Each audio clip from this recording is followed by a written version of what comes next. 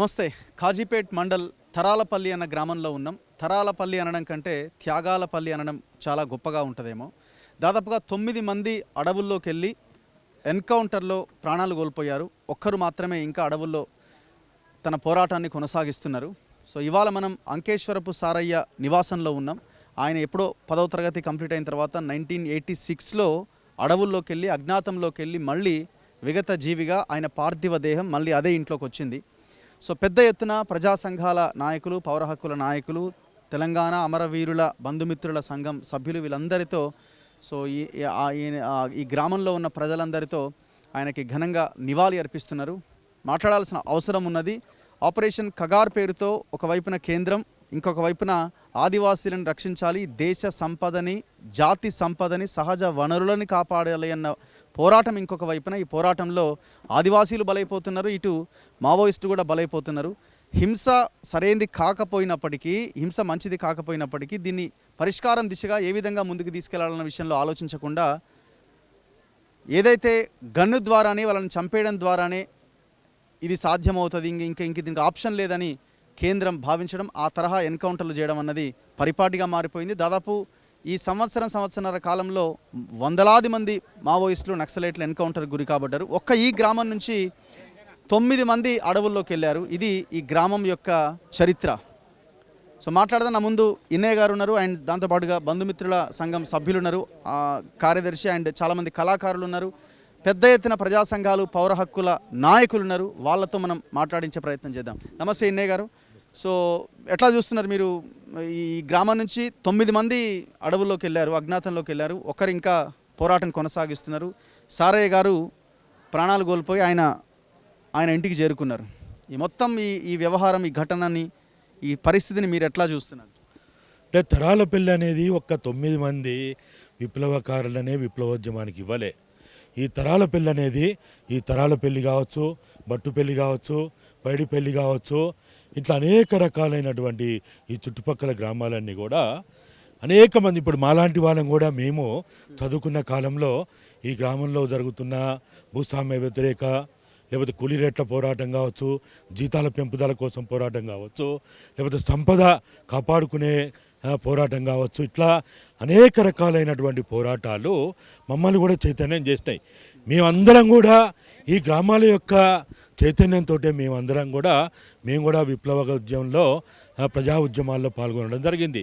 అయితే ఏదైతే మనం ఈరోజు ముఖ్యంగా సారన్న గురించి మాట్లాడుకుంటా ఉన్నామో, ఈ సారన్న మీరు అన్నట్టు 1985-86లో రాడికల్ విద్యార్థి సంఘం RSU సభ్యునిగా తన జీవితాన్ని ప్రారంభించి తదనంతరం RYL కార్యకర్తగా పాల్గొని ఆ రోజు చెన్నారెడ్డి నాయకత్వంలో ఏదైతే ఇక్కడ ఒక అనుకూల వాతావరణం, ప్రశాంత వాతావరణం కల్పించినప్పుడు ఇక్కడ వరంగల్లో ఏర్పాటు చేసినటువంటి రైతు కూలి బహిరంగ సభకి చాలా తీవ్రంగా పాల్గొని ఆ తదనంతరం అంటే 90లో ఆ కార్యక్రమాల్లో పాల్గొని 91, 92 తర్వాత ఇక్కడి నుంచి ఆయన పూర్తికాల విప్లవకారునిగా ఏ ఆదివాసీలు అయితే ఉన్నారో, ఏ మూగజీవులు అయితే ఉన్నారో, ఏ మూలవాసులు అయితే ఉన్నారో, ఏ అటవీ ప్రాంతాల్లో తినడానికి తిండి లేక, కట్టుకోవడానికి బట్టలు లేక, ఉండడానికి ఇల్లు లేక, ఎండలో ఎండుతూ వానలో దడుస్తూ మూగజీవులుగా ఉన్నటువంటి ఆ మూగజీవులకి నేను అండగా ఉంటా, ఆ ప్రజల సమస్యల నుంచి వాళ్ళని విముక్తి చేయడానికి నా వంతు బాధ్యతగా నేను ప్రయత్నం చేస్తా అని చెప్పి ఆయన ఇక్కడి నుంచి ఆయన తండ్రి కేంద్ర ప్రభుత్వ అంటే రైల్వే డిపార్ట్మెంట్ చెందినటువంటి ప్రభుత్వ ఉద్యోగి. ఆ కుటుంబానికి 2 సంతానం, ఆయన పెద్ద కొడుకు. అటువంటి సారన్న తండ్రి ఉద్యోగ విరమణ చేసినా, లేకపోతే తనకి ఆయన చాలా గొప్పగా చదువుకునేటువంటి విద్యార్థి. మరి అటువంటి విద్యార్థి జీవితాన్ని కూడా ఆయన వదులుకొని తండ్రి ఒక ప్రభుత్వ ఉద్యోగి అయినప్పటికీ తనకి ఉన్నటువంటి ఆ రోజుల్లోనే ఆయనకి ఇక్కడ భూమి ఉన్నది. మరి అటువంటి భూమిని కూడా ఆయన వదులుకొని వ్యవసాయం చేసేటువంటి సారన్న, భూమిని దున్నేటువంటి సారన్న, పంటలు పండించినటువంటి సారన్న, నేను నా కోసం బతకడం కాదు, ప్రజల కోసం బతుకుతా, ప్రజల కోసమే జీవిస్తా, ప్రజల కోసమే మరణిస్తా అని ఏ శపథమైతే బూరి ఆనాడు ఉన్నటువంటి కామ్రేడ్ పులింగని కావచ్చు, కామ్రేడ్ రణదేవ్ కావచ్చు, కామ్రేడ్ ఐలన్న కావచ్చు, కామ్రేడ్ లింగన్న కావచ్చు, కామ్రేడ్ యేసోబు కావచ్చు, ఇట్లా అనేక మంది యొక్క నాయకత్వంలో ఆయన పనిచేసి ఆయన ఇక్కడి నుంచి బయలుదేరి అక్కడికి పోయిన తర్వాత మాకున్న సమాచారం మేరకు, ఎందుకంటే మేము పత్రికల ద్వారా మీడియా ద్వారా మాకు తెలిసింది ఏంటంటే ఆయన గత కొంతకాలంగా ఆయన అనారోగ్యంతో బాధపడుతున్నాడు. ఆయన కనీసం నడవలేని స్థితిలో ఉన్నాడు. ఆయన దళంలో కానీ ప్లాటూన్లో కానీ ఆర్గనైజేషన్లో కానీ పూర్తి కాలంగా ఆ కొండలెక్కి దిగడం కానీ, లేకపోతే ఆయన ఆ శత్రు బలగాలు చుట్టుముడుతుంటే ఆయన తన ప్రయాణాన్ని కొనసాగించలేని స్థితిలో ఆయన గత కొంతకాలంగా విశ్రాంతి తీసుకుంటూ ఆయన అనారోగ్యం నుంచి బయటపడడానికి ఆయన అనేక రకాలైనటువంటి వైద్య పరీక్షలు చేసుకుంటూ వైద్య సహాయం పొందుతూ ఆయన ఉన్నటువంటి ఒక ఆదివాసీ గూడెంలో ఉన్నటువంటి ఆదివాసీ గ్రామంలో ఉన్నటువంటి కామ్రేడ్ సారన్నని, కామ్రేడ్ శ్రీధర్ని ఎన్కౌంటర్ కాదంటారా మీరు? ఆయన అనారోగ్యంతో ఉన్నాడు, అసలు నడవలేడు. చలపతి లాంటి ఘటనేనా ఇది కూడా? ఆయన అనేక మంది తన ఉద్యమ సహచరులతోటి ఆయన తోటి కామ్రేడ్స్ తోటి ఉన్నాడు, కానీ ఈయనైతే ఆయన ఒక గూడెంలో ఉన్నాడు. ఆయన ఒక అక్కడ ఉన్నటువంటి ఆదివాసీ ఒక గ్రామంలో ఉన్నాడు. ఆయన ఉన్న విషయము గత కొంతకాలంగా తెలుసుకున్నటువంటి భద్రతా దళాలు కావచ్చు, అక్కడ డిఆర్జీ బలగాలు కావచ్చు, ఆడున్నటువంటి పోలీసు బలగాలు కావచ్చు, వాళ్ళు పసిగట్టి నిరాయుధుడైనటువంటి ఆయన దగ్గర వాస్తవంగా ఆయన స్థాయి చూస్తే ఆయన దగ్గర AK-47 ఉండాలి, SLR ఉండాలి. కానీ ఆయన దగ్గర ఏం పెట్టిండ్రు? 303 వెపన్ పెట్టిండ్రు. ఆయనతో పాటు ఆ గ్రామస్తులు ఎవరైతే ఉన్నారో, పక్క గ్రామాల వాళ్ళు ఎవరైతే ఉన్నారో, వాళ్ళకి ఆ డ్రెస్సులు వేసి ఆ దుస్తులు వేసి ఆయనతో పాటు పట్టుక అక్కడ వేసి చంపకముందు చిత్రహింసలు గురి చేసినట్టుగా చాలామంది చెప్తా ఉన్నారు. ఛత్తీస్గఢ్ మీడియా మొత్తుకుంటా ఉన్నది. ఛత్తీస్గఢ్ మీడియా ఇలా వాళ్ళు కోడే కూస్తూ ఉన్నారు. ఆయన ఒక మూగజీవి, ఆయన ఒక నిరాయుధుడు, ఆయన ఒక ప్లాటూన్లో లేడు, ఆయన ఒక దళంలో లేడు, ఆయనతోటి అనేక మంది దళ సభ్యులు లేరు, ఆయన అనారోగ్యంతో ఉన్నాడని ఛత్తీస్గఢ్ మీడియా ఈరోజు చెప్తా ఉన్నది. మరి అటువంటి నిరాయుధుడైనటువంటి మరి ఆయన పట్టుకొని చంపి ఈరోజు ఏదో గొప్పగా 25 లక్షల రివార్డు ఉన్నటువంటి ఆయన చంపినవని గొప్పగా చెప్పుకోవడానికి ఈ పిరిగి పందలైనటువంటి మోడీ అమిత్ షాకి సిగ్గు లేదా అనేది మాలాంటి వాళ్ళు ఎందుకు పోయింది అసలు? మీరేమో మీ నినాదాల్లో ఆయన్ని దేశభక్తుడిగా చూస్తున్నారు, వాళ్ళేమో రాజ్యమేమో సంఘ విద్రోహ శక్తులు వీళ్ళని ఏరిపారేయాలని వాళ్ళు అంటున్నారు. వాళ్ళు దేశభక్తులు ఎందుకు అంటున్నామంటే ఈ దేశ సంపదని కొన్ని వందల వేల సంవత్సరాలుగా ఏ మూలవాసులైతే ఏ ఆదివాసులైతే చెట్టును చేమని కాలువలని గుట్టలని వాళ్ళు కాపాడినరో, సంపదను కాపాడినరో, ఉపరితల ఖనిజాలను కానీ భూగర్భ ఖనిజాలను కానీ ఏదైతే వాళ్ళు కాపాడినరో ఆ కాపాడే వాళ్ళకి అండగా కామ్రేడ్ సారయ్య అక్కడికి పోయిండు. అంతేగాని ఈ సంపదని కాపాడడం దేశభక్తి కాదా? ఈ అడవిని కాపాడడం దేశభక్తి కాదా? ఈ చెట్టును చేమని కాపాడడం ఈ దేశభక్తి కాదా? ఆ కొండల గుట్టల్ని కాపాడడం దేశభక్తి కాదా? భూగర్భంలో ఉన్నటువంటి ఖనిజ సంపదను కాపాడడం దేశభక్తి కాదా? మరి దేశభక్తి అంటే ఏంటిది? దేశాన్ని దోసుకోవడం, సంపదని ఇతర దేశాలు తరలించడం, ఈ సంపదని వ్యాపారం చేయడం, ఈ సంపదని లాభాల కోసం అమ్ముకోవడం, ఇదా దేశభక్తి అంటే? అదాని అంబానీలు వాళ్ళు దేశభక్తులా? ఈ దేశ కార్పొరేట్ శక్తులు దేశభక్తులా? ఈ దేశ పెట్టుబడిదారులు వాళ్ళు దేశభక్తులా?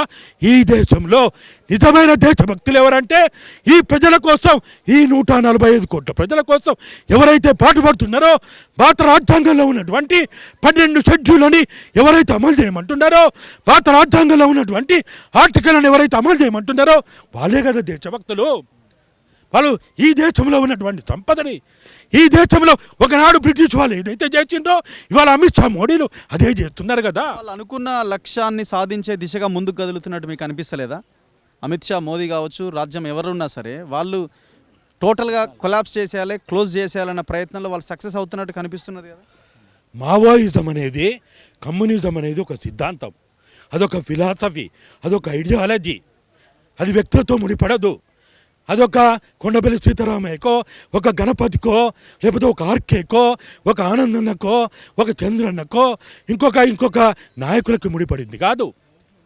ఇవాళ 400 మంది కాదు, 4000 మంది కాదు, 40,000 మందిని చంపినా అదొక ఆ సిద్ధాంతం సజీవంగా ఉంటుంది. ఆ సిద్ధాంతం సజీవంగా ఉన్నంతకాలం, ఆ సిద్ధాంతం ఎప్పటి వరకు సజీవంగా ఉంటుంది? ఈ వర్ణ వ్యవస్థ ఉన్నంతకాలం, ఈ దోపిడీ రాజ్యం ఉన్నంతకాలం, ఈ వర్గాలు ఉన్నంతకాలం, ఈ నిత్య మెట్ల సమాజం ఉన్నంతకాలం ఆ సిద్ధాంతం ఖచ్చితంగా బతికే ఉంటుంది. వాళ్ళు చేయాల్సిన పని ఏంటంటే మావోయిస్టులతో ఛత్తీస్గఢ్ కాదు, వాళ్ళు చేయాల్సిన పని ఆ ఛత్తీస్గఢ్ ప్రజలు ఏదైతే కోరుకుంటున్నారో 5వ షెడ్యూల్ అమలు అయితే చేయమంటున్నారో 5వ షెడ్యూల్ అమలు చేస్తే అసలు మావోయిస్టులకు ఏం పని? అక్కడ మావోయిస్టులకు ఏం పని? వాళ్ళకి భూమి ఇస్తే, అడవి ఆ సంపద పైన హక్కు ఇస్తే, ఆ చెట్టుకి, చేమకి, గుట్టకి, రాయికి, ఆ ఖనిజ సంపదకి, ఆ ఉపరితల సంపదకి వాళ్ళకి హక్కు ఇస్తే, ఆ నీటి బిందువులు ఇవాళ ప్రాణాయిత ఇంద్రావతి ఎక్కడి నుంచి వస్తున్నది? గోదావరిలో కలిసే ఆ ప్రాణాయిత ఇవాళ ఈ సారన్న చనిపోయింది కూడా ఇంద్రావతికి అవతల. ఈ సారన్న రక్తము ఆ ఇంద్రావతిలో కలిసింది, ఆ ప్రాణాయితలో కలిసింది. ఆ రక్తమే మన గోదావరిలో కలుస్తూ ఉన్నది. కాబట్టి ఇవాళ వాళ్ళు అడుగుతున్నది మాకు మేము పని చేయమో, మాకు తిండి పెట్టమని అడుగుతలేరు, మాకు పదవులు ఇవ్వమని అడుగుతలేరు, మాకు భూమి ఇవ్వమని అడుగుతలేరు. ఎవరు? ఈ మావోయిస్టులు. వాళ్ళు అడుగుతున్నదల్లా కూడా ఒక్కటే, ఈ మూగవాసులైనటువంటి ఈ దేశభక్తి. అసలు ఈ దేశాన్ని ఎవరు కాపాడినరు? అమిత్ షా మోడీలా? ఈ ఆర్యులా? ఈ మనువాదులా? వాళ్ళు కాదు కదా. ఎక్కడి నుంచో వచ్చినటువంటి ఈ ఆర్ఎస్ఎస్ ఆర్యులు ఈ దేశ సంపద పైన వాళ్ళకి ఏం హక్కుంది? ఈ దేశ సంపద పైన హక్కుందంటే ఈ ఆదివాసులకే హక్కుంది, ఈ మూలవాసులకే హక్కుంది. మరి వాళ్ళు దేశభక్తులు కాకపోతే వీళ్ళు దేశభక్తులా? ఆర్యులు దేశభక్తులా? అదాని అంబానీ దేశభక్తుడా? కార్పొరేట్ శక్తులు దేశభక్తులా? పెట్టుబడిదారులు దేశభక్తులా? వాళ్ళు దేశాన్ని దోచుకుంటున్నారు. మనం కట్టే జిఎస్టీ ద్వారా, మన చెమట చుక్కల ద్వారా, మన రెక్కలు ముక్కలు చేసుకొని మనం జిఎస్టీలు కడితే, ట్యాక్సులు కడితే, వాళ్ళేమో మాఫీలు పొంది ఒక్క అదానికే ఎంత మాఫీ ఇచ్చిండ్రు, ఒక్క అంబానీకి ఎంత మాఫీ ఇచ్చిండ్రు. మరి ఇవాళ వాళ్ళు అడుగుతున్నది, అయ్యా నాయన ఈ భూమిని మేము కాపాడినాం అని వాళ్ళు అడుగుతున్నారు. వాళ్ళు మరి ఖచ్చితంగా ఎంతమందిని చంపినా సిద్ధాంతాన్ని చంపలేరు. ఇప్పుడు మీరు నన్నో ఇప్పుడు మిమ్మల్ని కూడా అరెస్ట్ చేసిండ్రు, మిమ్మల్ని కూడా తీసుకుపోయి జైల్లో పెట్టిండ్రు, మీ గొంతు నిలవగలిగినరా? ఒకవేళ మిమ్మల్ని చంపేసినా మీ ఆశయ బాటలో నడిచేవాళ్ళు ఇంకో జర్నలిస్టులు ఉంటారు కదా, ఖచ్చితంగా ఉంటారు కదా. కాబట్టి ఇదొక సిద్ధాంతం, ఇదొక భావజాలం, దీన్ని ఎవ్వరు చంపలేరు. Thank you very much.